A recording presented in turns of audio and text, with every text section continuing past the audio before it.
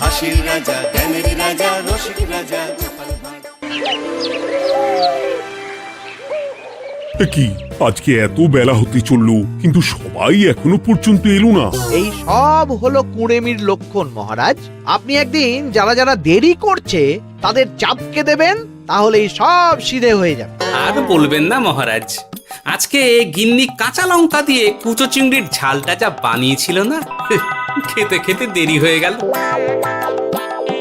গোলগাপ্পি দেওয়ার আর জায়গা পাও না না? বিশ্বাস করুন, সত্যি খুব ভালো রান্না করেছিল গিন্নি, তাই আবার আরেক হাঁড়ি ভাত চড়াতে বললাম। আর সেটা খেয়ে আসতেই তো দেরি হয়ে গেল। আরো এক হাঁড়ি? মহারাজ কিছু মনে করবেন না, এই পাঠশালা বন্ধ করে সব গুছিয়ে তাপে এলাম। সুপ্রভাত মহারাজ। সুপ্রভাত মহারাজ। প্রভাত আজকে আর শুনেই, তোমরা সবাই এত কুঁড়ে হয়ে গেছো যে কি বলবো। মহারাজ, এই কুড়েমির আসল কারণ হচ্ছে চর্বি। কথায় আছে, যত বেশি চর্বি তত তাড়াতাড়ি মরবি। আপনি কি বলতে চাইছেন মন্ত্রী মশাই, যে আমি তাড়াতাড়ি মরে যাব আর আপনি মজা দেখবেন? ঠাকুর ঘরে কে, আমি তো কলা খাইনি ব্যাপার হয়ে গেল। গোপালের একদম মোক্ষম জায়গায় আঘাত লেগেছে, যাকে বলে ওই আঁতে ঘা। তুমি বেশি কথা বলো না বৈদ্য, ছুঁচ করে চালুনির বিচার। হ্যাঁ, বৈদ্য তো দেরি করেই এসেছে। আমার মনে হয় প্রত্যেককে এমন ভাবে প্রশিক্ষণ দেওয়া দরকার যাতে তারা একটু চনমনে হয়ে ওঠে। হ্যাঁ মহারাজ, তাহলে আগামীকাল থেকেই শুরু হোক ব্যায়াম আর অস্ত্র শিক্ষা। হ্যাঁ, কুঁড়ে থাকলে রাজ্যের কোনো বিপদ আপদেই সভাসদেরা কাজে আসবে না। ঠিক বলেছেন মহারাজ। তাহলে আর দেরি কেন, চলো সবাই এখনই আমরা মাঠে যাই। এই তো মহারাজ ভরপেট খেয়ে এলাম, এখনই মাঠে? ওসব অজুহাত দিয়ে লাভ নেই, চলো চলো চলো।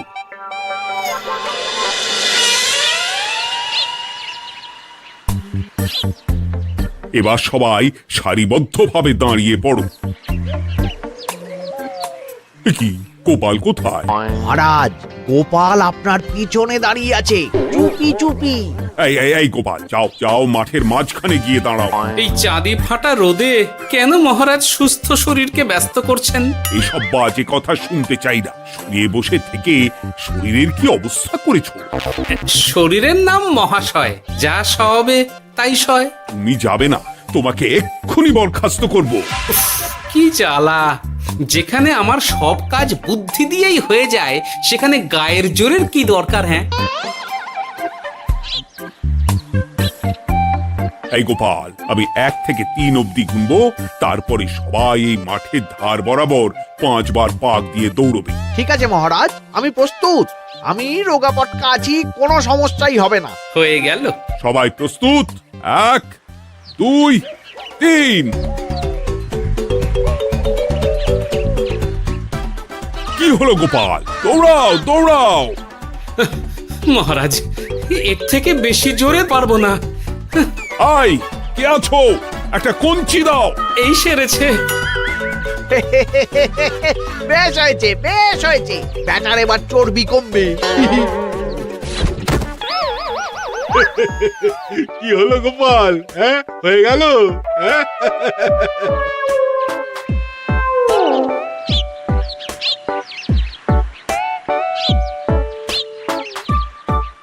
এই উল্টে উঠি, আমাদের দাদু উল্টে গেছে। হ্যাঁ, তাই তো দেখছি। চল চল গিয়ে দেখি। উফ, চেহারার কি অবস্থা বানিয়েছো গোপাল, হ্যাঁ? এতটুকু দৌড়তে গেলেই চিটপটাং। তাড়িয়ে দিন মহারাজ, এরকম বেঢপ চেহারা সভাসদকে আমাদের দরকার নেই। না না, তা বললে হবে নাকি গোপাল, তুমি এক্ষুনি বাড়ি চলে যাও, কালকে আবার মাঠেই দেখা হবে। এই দাদু বাড়ি চলো। ওরে বাবারে!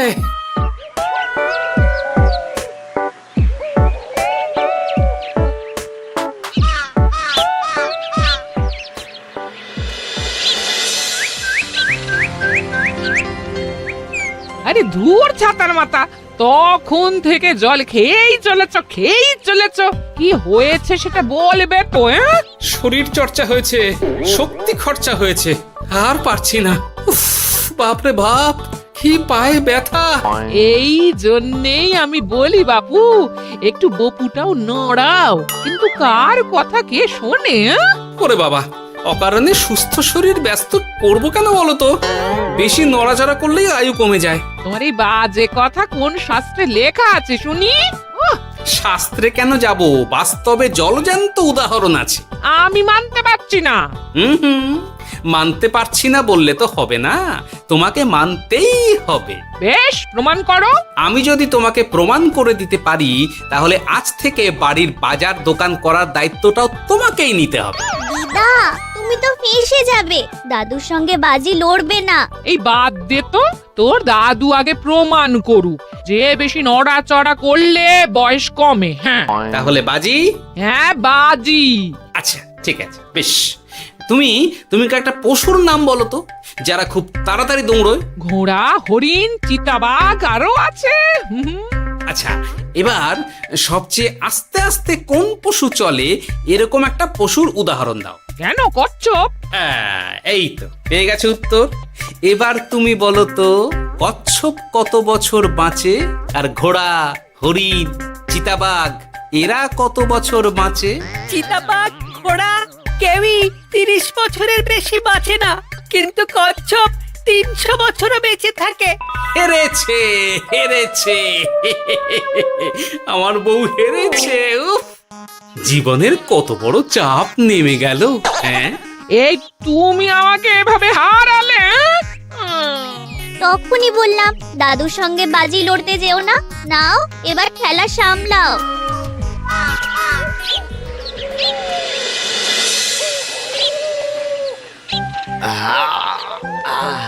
আরো ভালো করে মালিশ কর। আজকে ছোটাছুটি করে পা দুটো বেশ ব্যথা ব্যথা করছে। কালকে তো আবার অন্য পরীক্ষা। আরে আমার হালকা চেহারা আছে, সব সামলে নেব। কালকে তো অস্ত্র চালনা হবে, কালকে আমি কাঁপিয়ে দেব। কাঁপাতে তো হবেই মন্ত্রী মশাই। আমরা আপনার শরীরে এমন ঘষা মাজা করে দেব না, মনে হবে আপনি না একটা জলযন্ত্র অস্ত্র চালনা করতে যাচ্ছে। বাস এই তো চাই। বাবারে, আস্তে আস্তে। আরে বাবা, আপনার তো ইস্পাতের শরীর, ভাঙবে তবু মচকাবে না। চিন্তা করছেন কেন? ভয় পাবেন না, ভয়কে জয় করতে হবে। আরে আরে আরে, তোরা আমার কথাটার সাথে করছিসটা কি? মানুষটা মরে যাবে তো। চিন্তা করো না গিন্নি। বাবা, ওরা বলেছে আমার ইস্পাতের শরীর, ভাঙবে তবু মচকাবে না। একবার এই বুড়ো বয়সে হাত পা ভাঙলে কি সামলাবে শুনি? মন্ত্রী মশাই, আমাদের বকশিসটা দিয়ে দিন, আমরা কেটে পড়ি। বাবারে বাবা, দিচ্ছি। এনে এত খাটানোর পরে এতেই এখন খুশি থাক। হ্যাঁ,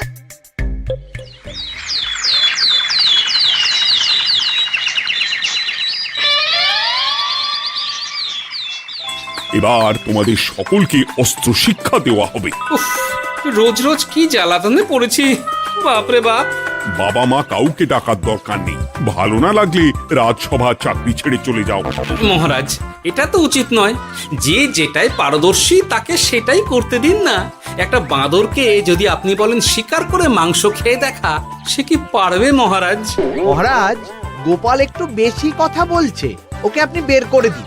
আমি তোমার কথায় গলবো না গোপাল, তোমাদের সবাইকে এখন অস্ত্র শিক্ষা শিখতেই হবে। কর্তার ইচ্ছায় কর্ম, এখন তো আমার আর কিছুই বলার নেই। তাহলে আর দেরি কেন, তোমরা সবাই একটা করে ঢাল আর একটা করে তলোয়ার তুলে নাও। সেনাপতি, বলুন মহারাজ। তুমি সকলকে অস্ত্র শিক্ষা দেবে, তলোয়ার চালানো শেখাবে। এক এক করে প্রত্যেকে তোমার কাছে যাবে আর এক এক করে তুমি সবাইকে তলোয়ার চালানো শেখাবে। আচ্ছা মহারাজ, তাহলে ওই সবার প্রথমে চলে আসুন মন্ত্রী মশাই। হ্যাঁ, আমি প্রস্তুত। আমার শরীর ইস্পাতের মতো, ভাঙবো তবু মচকাবো না।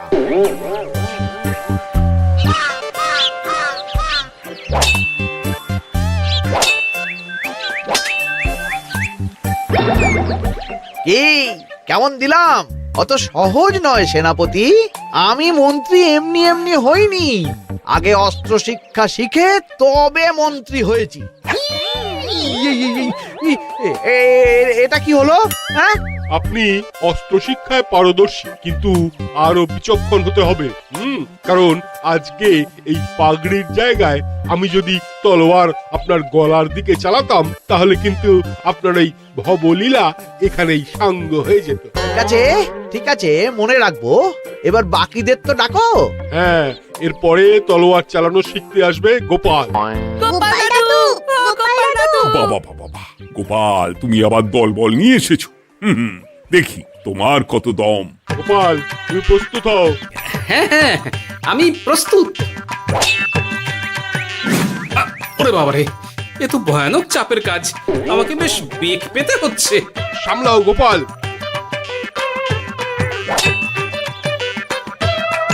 না, আমাকে অন্য রাস্তা দেখতে হবে।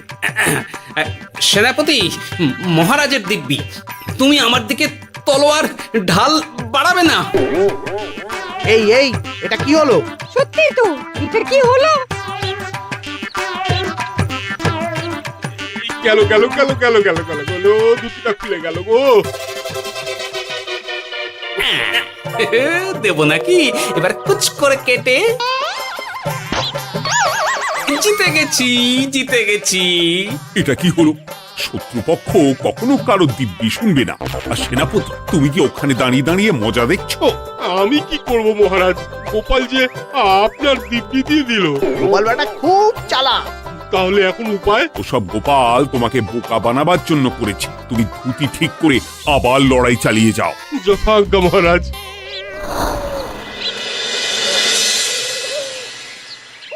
কিরে ন্যাপলা, তোদের দিদা আমার জন্য কি রান্না করে পাঠিয়েছে রে?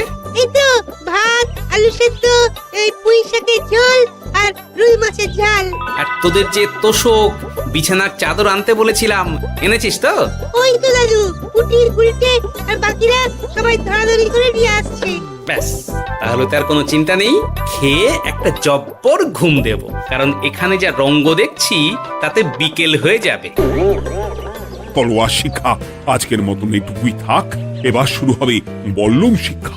সবাই আবার আগের মতন সারিবদ্ধভাবে দাঁড়িয়ে পড়ো। আহ, তোদের দিদা পুঁই শাকটা কিন্তু বেশ জব্বর বানিয়েছে। তোদের দিদার হাতের রান্নার কোনো তুলনাই নেই। আহা, কি স্বাদ! কি গোপাল আবার কোথায় গেল? এই তো মহারাজ, আমি এখানে ওই পুঁইয়ের ঝোল আর রুইয়ের ছাল দিয়ে ভাত খাচ্ছি। এসব কি মাঠের মধ্যে খাওয়া? আরে শরীরটাকে তো রাখতে হবে। তাড়াতাড়ি খেয়ে এইদিকে এসো। আসছি আসছি আসছি। এবার আমি তোমাদের দেখাবো কিভাবে বল্লম নিয়ে তেড়ে যেতে হয়। দেখান মহারাজ।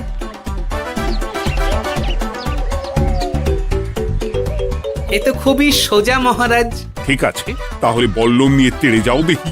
দিন, আপনার হাতের বল্লমটাই দিন।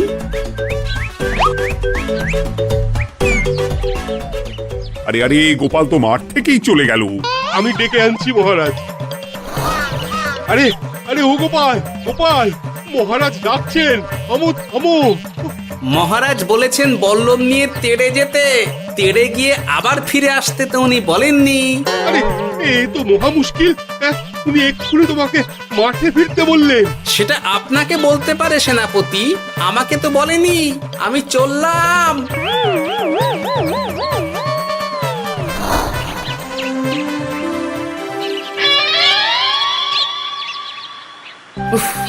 বাবা রে বাবা, কি ঝক্কি! অনেক বুদ্ধি করে মাঠ থেকে খাটে চলে এসেছি। আমি আর উঠছি না। এ কি বলি, তোমাদের তো এখন অস্ত্র শিক্ষা নেওয়ার কথা। হ্যাঁ, তোমার বলা নেই, কোয়া নেই, অমনি বাড়ি চলে এলে। আরে বাবা, ওইসব অস্ত্র শিক্ষা মানেই সুস্থ শরীরকে ব্যস্ত করা, অসহ্য খাটনি, অযথা কষ্ট।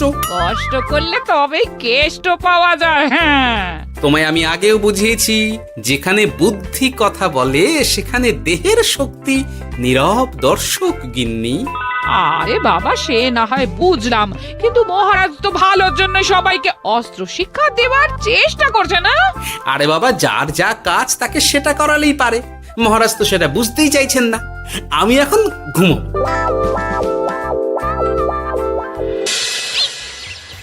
দরজা খোলো গোপাল, দরজা খোলো। গোপাল, গোপাল দরজা খোলো বলছি। ব্যাস হয়ে গেল। একটু শান্তিতে ঘুমাবো তার জো নেই। দরজা খোলো গোপাল। বলুন মহারাজ। তুমি কি পেয়েছোটা কি গোপাল? রাজসভায় দেরি করে আসবে, তারপর অস্ত্র শিক্ষার সময় ফাঁকিবাজি দেবে, এভাবে তো আর তোমাকে মনে হচ্ছে রাজসভায় রাখা যাবে না। মহারাজ, গোপাল তো মুখের কথার লোক নয়, ওকে তাড়িয়ে দিই। কেন মহারাজ? আমি কি এমন মহাপাপ করেছি যে আমাকে তাড়িয়ে দেবেন? এই যে আমার কথা শুনছো না, এটাই তোমার অপরাধ। অপরাধ নেবেন না মহারাজ। পণ্ডিতের দায়িত্ব পুজো করা, সভাকবির দায়িত্ব কবিতা বলা, সাহিত্য চর্চা করা, আর আমার দায়িত্ব হাসি মজা করে আপনার মন ভালো রাখা। কিন্তু আপনি আমাকে জোর করে যুদ্ধের ময়দানে ঠেলে দিতে চাইছেন। এটা আমার ইচ্ছে। আমিও তো মহারাজ ইচ্ছে করলেই অনেক কিছু করতে পারি। চোখ বন্ধ করে লক্ষ্য ভেদ করতে পারি, শুধু বুদ্ধি দিয়ে। আরে বাহ, এত বড় কথা! তাহলে মহারাজ, ওকে বলুন পরীক্ষা দিতে। কি পরীক্ষা? আমি একটা ঘরে বর্ম পরে দাঁড়িয়ে থাকবো, তোমার হাতে অস্ত্র দেব, আমার মাথায় একটা আপেল থাকতে হবে, আর তুমি কিভাবে আমার মাথা থেকে ওই আপেল ফেলতে পারো দেখবো। এ তো খুবই সোজা। কি গোপাল, তাহলে লড়বে নাকি বাজি? হ্যাঁ, লড়তে রাজি আছি। তাহলে আজ রাতেই হয়ে যাক পরীক্ষা। যদি এই পরীক্ষায় উতরে গেলে তো ভালো, নইলে তোমার চাকরিটা গেল। গোপাল, তুমি পারবে তো? সে দেখাই যাবে। আজ রাতে তাহলে রাজবাড়িতে দেখা হচ্ছে। যদি আমি এই পরীক্ষায় বিফল হই, তাহলে আমার চাকরি আপনি কেড়ে নেবেন, আর যদি সফল হই তাহলে মন্ত্রী মশাইকে শাস্তি দেবেন। আমি নিজে সারা কৃষ্ণনগরে নাক্ষত দেব। বেশ, দেখা যাক।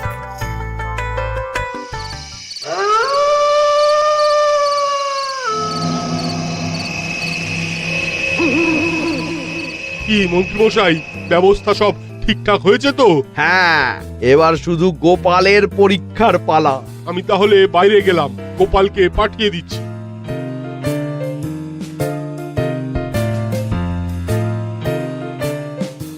এবার যাও গোপাল, ঘরের ভিতরে যাও, দেখি তুমি কি করে মন্ত্রীর মাথা থেকে আপেল ফেলতে পারো।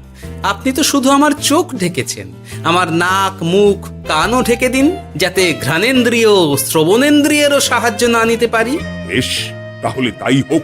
আয়, কে আছো? গোপালের মুখ, নাক আর কান ঢাকো। যথা আজ্ঞা মহারাজ। একটু মোটা কাপড় দিয়ে নাক মুখ ঢাকো, হ্যাঁ, যাতে সেভাবে আপেলের গন্ধ না পাই। বেশ বেশ।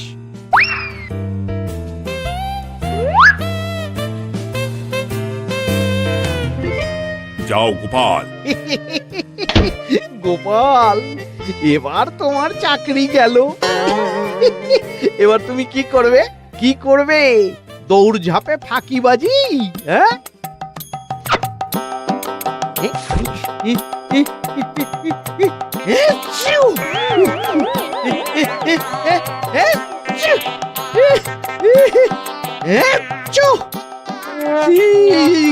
গেল গেল গেল গেল গেল, আপেল পড়ে গেল।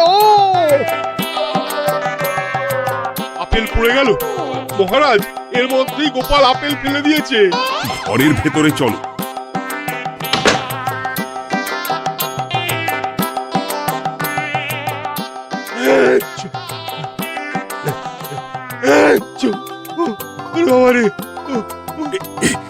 কি ওরে বাবারে বাবা, কি ঝাঁজ!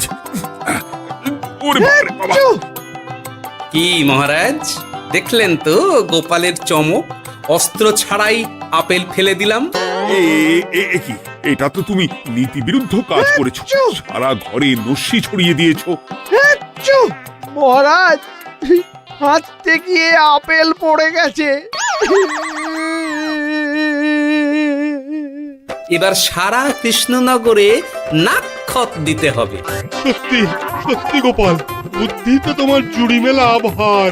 আমার নাম গোপাল ভাঁড়, একটা কথা মনে রাখবেন, কেউটে সাপের লেজে পা দেবেন না, আর গোপালের কাজে বাধা দেবেন না। যে কাজ বুদ্ধি দিয়ে করা যায় তার কাছে শক্তি ছোট্ট শিশু মাত্র। সত্যি গোপাল, আজ তুমি সেটাই প্রমাণ করে দিলে। আর আজ থেকে তোমাকে তোমার ইচ্ছার বিরুদ্ধে খাটাবো না। তুমি খাও দাও, ভুড়ি বানাও। যার যা কাজ সে তাই করবে। যেমন এখন মন্ত্রী মশাই নাক্ষত দেবেন। হ্যাঁ, ভুল করে বাজি ধরে ফেলেছি, এখন নিজেই চাপে পড়ে গেলাম। তাহলে আর দেরি কেন? নাক্ষত এখন থেকেই শুরু হোক। কৃষ্ণনগরের রাস্তা শেষ হতে হতে সকাল হয়ে যাবে।